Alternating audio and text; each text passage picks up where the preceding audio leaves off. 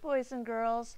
Well, our Halloween celebrations are over now. Decorations are put away, but here comes another holiday. Now that it's November, Thanksgiving is coming. Thanksgiving is a special time to say thank you, which we should be doing all the time. The colonists came over very, very long ago in the year 1621. Oh my goodness, we're in 2020 now. And they came over looking for freedom and a new life. And so when they came from England, they settled down and they went through a very, very harsh winter.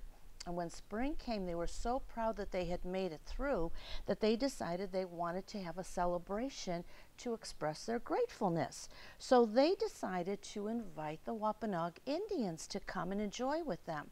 Now, the Indians had a very special, grateful party all the time. They were always grateful for their crops. So they all got together and they had a huge celebration. Now, the foods they ate at their celebration were very different than what we eat. They had fish and they had their vegetables and nuts. They had some berries and pumpkins, and they were very grateful for that. We have a popular tradition where we eat turkey and stuffing, mashed potatoes and sweet potatoes and our vegetables, and usually pumpkin pie for dessert, or whatever your family enjoys having for the holiday. But the important thing is, it's a day to stop and be grateful for all of those things that we have. Well, today I brought kind of a funny story with me. It's about a turkey, but today my little turkey, well, he's going to have a big surprise. And I want you to listen carefully so that you see what our surprise is going to be. It's called A Turkey for Thanksgiving by Eve Bunting. Let's see what the surprise is. I love surprises. There's our little pilgrims and our turkey. We talk a lot about the Pilgrims and the Native Americans during that time. Well, it was Thanksgiving morning, and Mr. Moose helped Mrs. Moose set the Thanksgiving table. Sheep will sit here. He likes the chair that's straight up and down, Mr. Moose said. Rabbit will sit here. Porcupine here. Mr. and Mrs. Goat here. And he smiled at his wife. Isn't it nice to have friends sharing Thanksgiving with us? They're getting all ready. You might help Mom and Dad to do that. Mrs. Moose set 2 paper pilgrims, one at each end of the table, and she placed the paper turkeys with its great fan of a tail between the candles and stood back. They look good, my dear, Mr. Moose said. Mrs. Moose sighed. Yes, but I wish we had a real turkey. Everyone always has a turkey for Thanksgiving. Everyone but us. Mr. Moose nuzzled Mrs. Moose's head. Well, that won't do. I will go this minute and I will find you a turkey for Thanksgiving. I wonder if he'll find one. Mr. Moose put on his cap and he went out. Mist wandered through the bare trees and the cold made his nose water. Rabbit poked his head from his rabbit hole. Mr. Moose, is it dinner time? Oh, no, not quite yet. Mrs. Moose wants a turkey and I have to find one. Rabbit joined him in 3 quick hops. I'll come too, he said.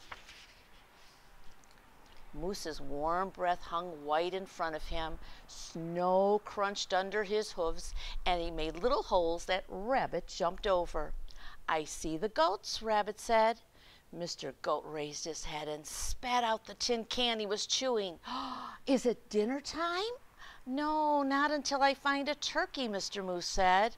We saw one down by the river, Mrs. Goat told him, and Mr. Goat added, it's a nice fat one.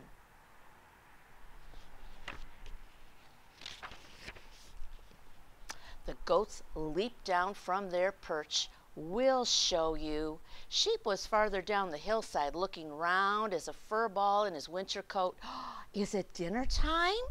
First I have to find a turkey, said Mr. Moose. There's a turkey nest on the river bank, Sheep called. Wait for me. Oh, sounds like they're on to something. Everybody seems to know where they're going to find one.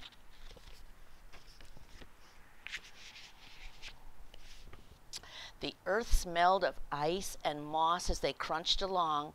Above them a crow hung, black as a puff of wood smoke. Porcupine was hiding in the underbrush. "It's you," he said, and he put his quills down. "Oh, do you want to come with us?" "I'm slow," Porcupine said. "Pick me up on your way back."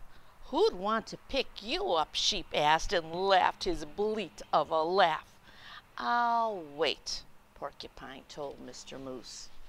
He didn't want to hold them up, did he? They're on quite a search. They saw the turkey's nest right away, and Turkey himself peering over the top of it. "Turkey, Turkey," Mr. Moose called, the sweetest little voice that he could find. "Oh!" Turkey blundered from his nest and ran. Mr. Moose lumbered after him. "Turkey, don't run! Don't run! We just want you for Thanksgiving dinner." Well, that made the turkey run even faster. Can you imagine how fast he was trying to run? So Mr. Moose saw the red and blue sheen of Turkey's neck, and Turkey's tail brushed the crumbs of snow behind him as he tried to fly. "Too fat," Mr. Goat said. Turkey's legs bent in the middle as he fell, and Mr. Moose smiled his great toothy smile. "I hope you don't have other plans for Thanksgiving," he said. He helped Turkey up. "My wife won't mind that you're too fat. Let's go. It's getting close to dinner time." Turkey doesn't look very anxious to get moving, does he at all? They marched into Turkey in front. "I'm sorry about this, for I can see you don't want to come," Mr. Moose said, "but I must insist, because a promise is a promise." Oh, Mrs. Moose is waiting, isn't she?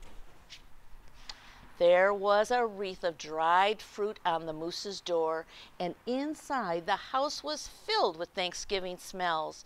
Mr. Moose hid Turkey behind him. "Look who I brought, Mrs. Moose," he said. "Sheep, the goats, rabbit, and porcupine, and ta-da!" He pushed the turkey around in front of him. "For you, a turkey for our Thanksgiving dinner." He kept his promise. He brought a turkey. Mrs. Moose will be excited. I don't know about Mr. Turkey, though.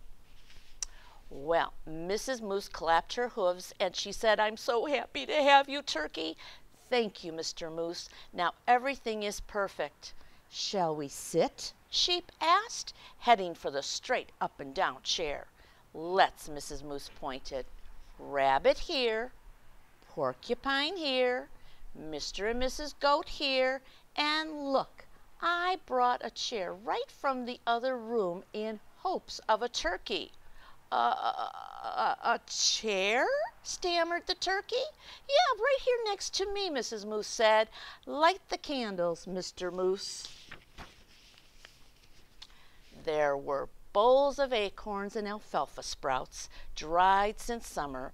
There was willow bark and cured grasses and wild parsley, and there were pressed leaves, thin and pale as the new ice on a pond. "I hope you find something here to your liking, Mr. Turkey," Mrs. Moose said. "I wasn't quite sure of your taste." "Well, you are so kind to worry about my taste," Turkey said. "I thought you'd be worrying about how I tasted."